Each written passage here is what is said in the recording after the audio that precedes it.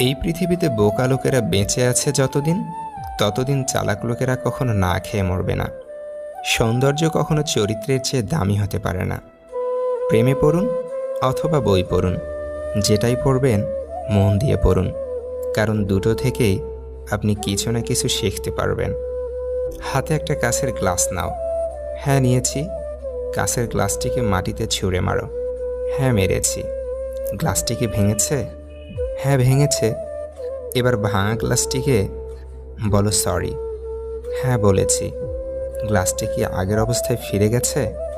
না।